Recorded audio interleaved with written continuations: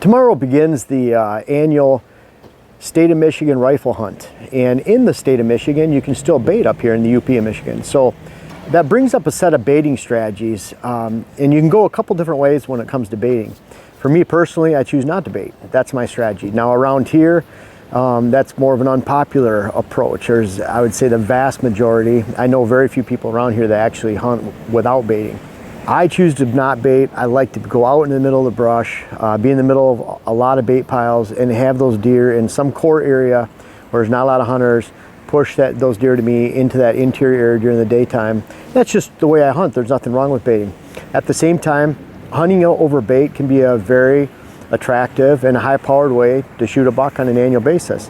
What I found is if you're relying on those bait to come into you to hunt, and you're sitting on that bait every day, you're throwing corn out every day at that pile, those older bucks, mature bucks, they rarely come into that bait pile. And even some of the does and fawns, when they get educated, and those mature does, they'll come in right at dark or right after dark. So in that case, in the way a lot of people use that bait and put a blind right on top of it, drive their ATV in or walk in, spook the deer, there's a very low probability that a buck will actually come in during the daylight hours, and if they do, it's those last minutes of light. Now at the same time, there's a great way to use bait. And for example, we're hunting about 45 minutes out into the brush, real swampy area, lowland areas, and it's a very remote area. The deer don't expect any people to be there in any way. Now, if we were using bait out there, putting that bait out, waiting for those deer to come in, wouldn't be that much different as far as the attraction level during that time of the season than a small hunting plot. Where as long as we're not spooking the deer on that food source and we're not conditioning them to expect every time they come to a bait pile to smell people, hear people, see a blind off to the side, then that baiting and the aspect of baiting can be very popular. I know an old timer from around here that shot 50 bucks in a row in his season. Now he shot a lot of small bucks, but he'd take a coffee can of corn every time he went and sat out in the blind. And so that's what they say about a pound of corn.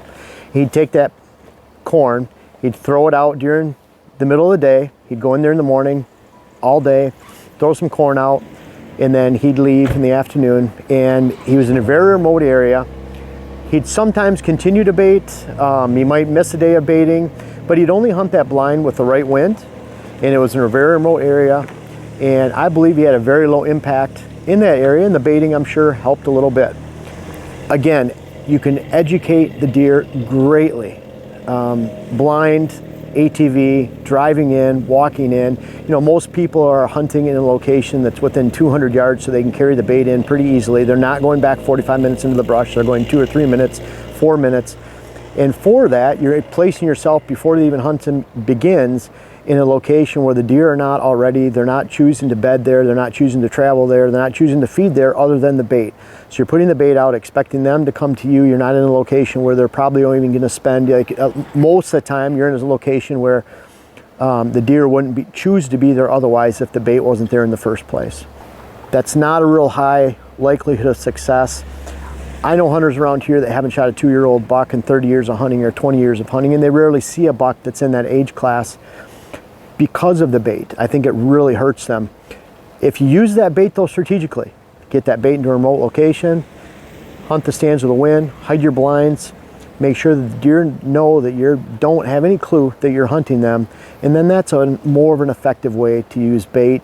And I've seen some really high success rates of using bait in remote locations around here on deer that were unsuspecting, had no clue that a hunter was watching them, and it was a very effective practice. For me, I choose to take the other route, and I don't bait.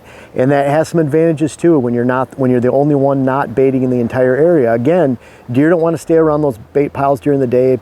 What I find even out here in the brush is that those doe family groups are 200 to 300 yards away during the daylight hours. Those mature bucks are often a half mile to 3/4 mile back, which is where I choose to place myself, right smack dab in the middle of the movement of those bait piles. So if you can choose to do that and take that approach of going out and either not using bait, taking that strategy of placing yourself in a perfect position to take advantage of the people that are around you and using bait, or take the other approach and use bait remotely. And I find that you can have a highly successful hunt either way if they allow baiting in your state.